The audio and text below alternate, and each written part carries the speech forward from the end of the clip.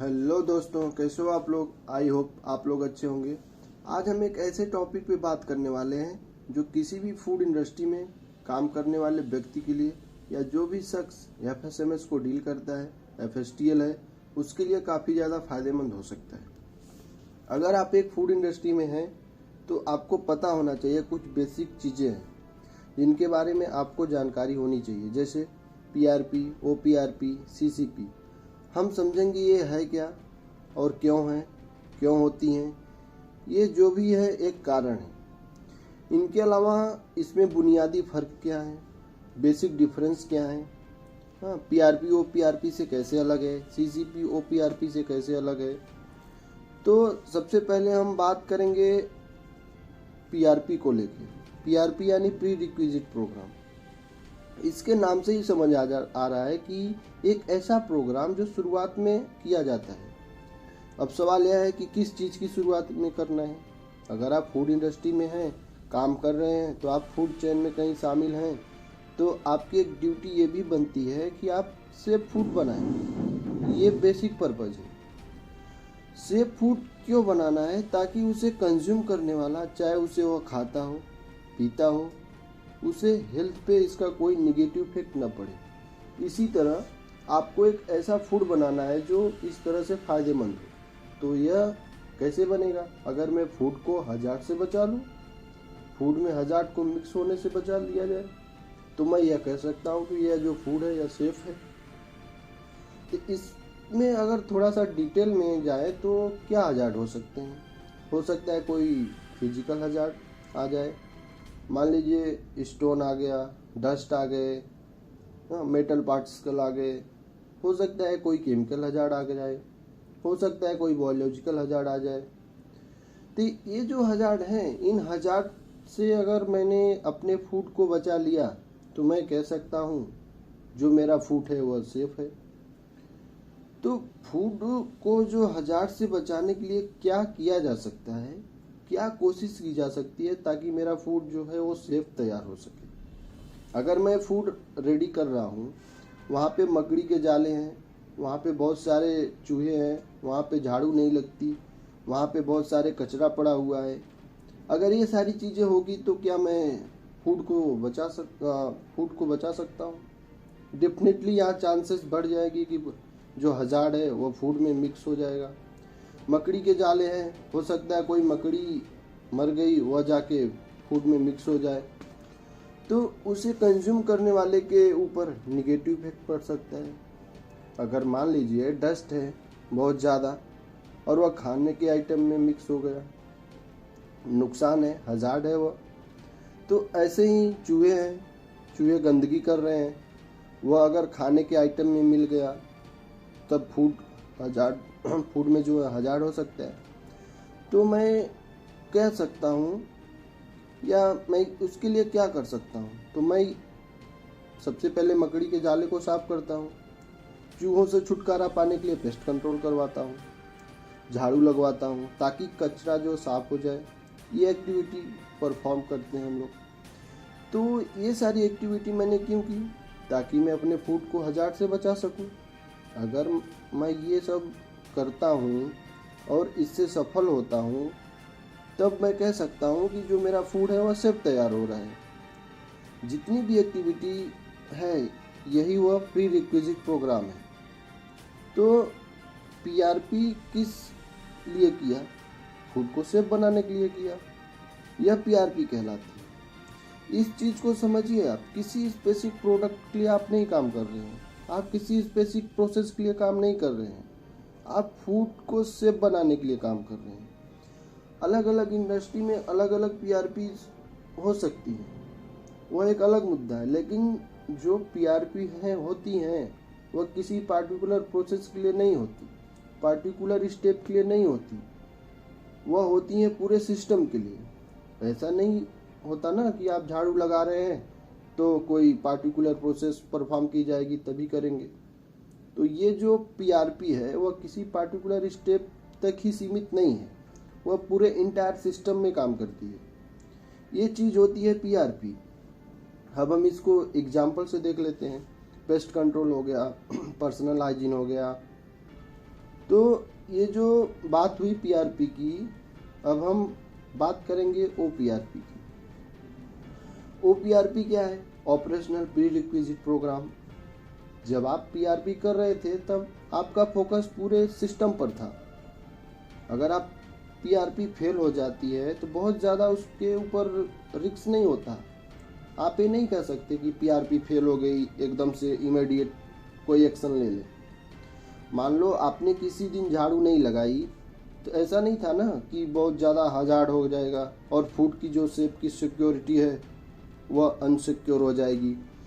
लेकिन ओपीआरपी के मामले में थोड़ा मामला अलग हो जाता है। ओपीआरपी बेसिकली फोकस करता है किसी प्रोसेस की स्टेप पर। ये बेसिकली कंट्रोल मेजर है जो आप इस्तेमाल करते हैं। जब आप इस्तेमाल कर रहे होते हैं तो अब बेसिकली आप हजार्ड को कम करने की कोशिश कर रहे होते हैं, इसके रिस्क लेवल को कम करने की कोशिश कर रहे होते हैं, उसको आप रिड्यूस करने की कोशिश कर रहे होते हैं या उसको इलिमिनेट करने की कोशिश कर रहे होते हैं। मतलब जो हजार्ड का लेवल है, जो रिस्क है, उसकी वजह से उसको आप एक्सेप्टेबल लेवल पर लाने की कोशिश करते हैं। देखिए दोस्तों, क्या होता है कि जब कोई हजार्ड है वह फूड में मिलता है तो अब क्या हो सकता है? एक तो चीज़ है उसकी क्वांटिटी कितनी है, एक चीज़ यह हो सकती है कि कितनी बार मिला, कितने टाइम में मिला। तो यहाँ पर आप ऐसे भी समझ सकते हैं कि किसी फूड में हजार्ड अगर मिक्स हो रहा है उसके जाने के चांस कितने हैं। साल में एक बार जा रहा है, क्या वह 6 महीने में एक बार जाता है, क्या वह पर डे जाता है, या वह पर शिफ्ट में चला जाता है।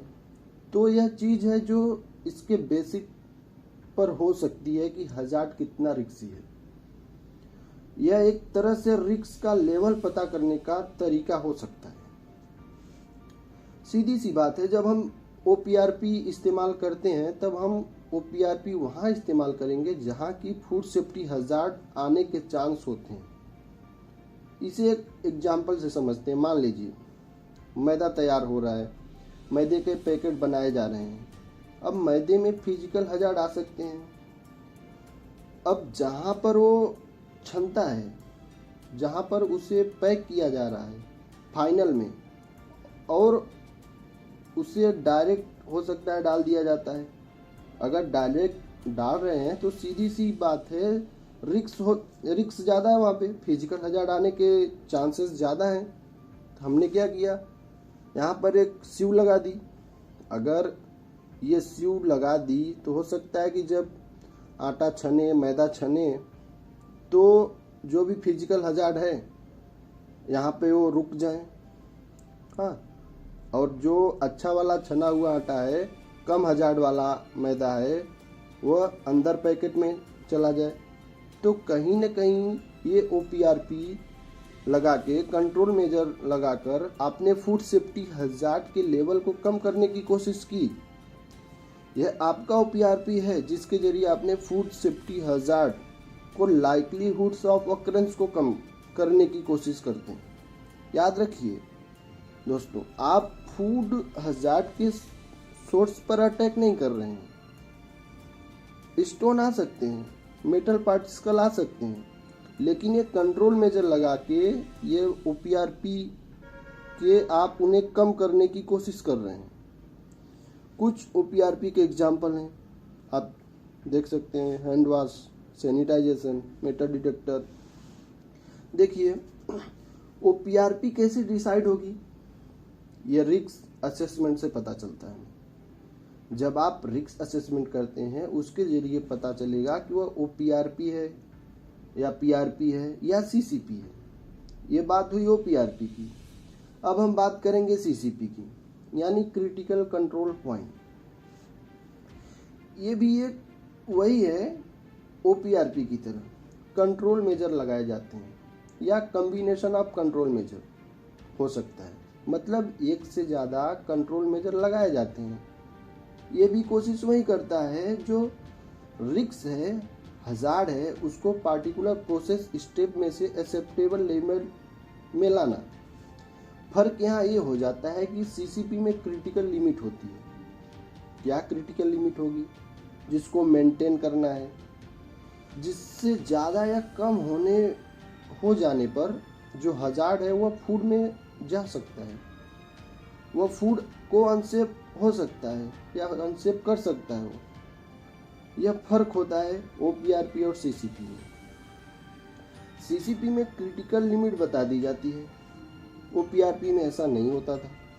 जैसे आप रेफ्रिजरेटर में कोई अनकुक्ड फूड रखते हैं, मान लो आपने सब्जी रखी है, ये तो आपने जो रखा है रेफ्रिजरेटर के अंदर, इसको एक टेम्परेचर पर आपको मेंटेन करना होता है। अगर आपने उस टेम्परेचर पर उसको मेंटेन नहीं किया तो वो क्या होगा, ख़राब हो जाएगा। तो ये जो चीज़ होती है वह सीसीपी कहलाती है। कोशिश वही है, हजार्ड को एक्सेप्टेबल लेवल पर लाया जाए। तो यह फर्क होता है सीसीपी और ओपीआरपी में। बात अब यह आती है कि यह क्या है।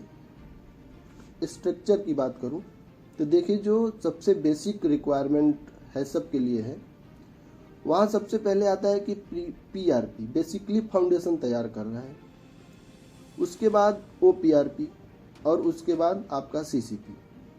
तो कुछ इस तरह से आप देख सकते हैं कि एक पिरामिड तैयार होता है या बनता है।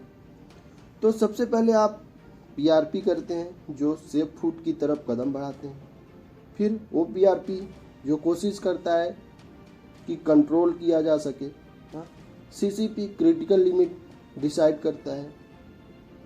तो उम्मीद यही है दोस्तों आपको ये चीज़ क्लियर हुई होगी, पीआरपी, ओपीआरपी और सीसीपी में फ़र्क क्या होता है।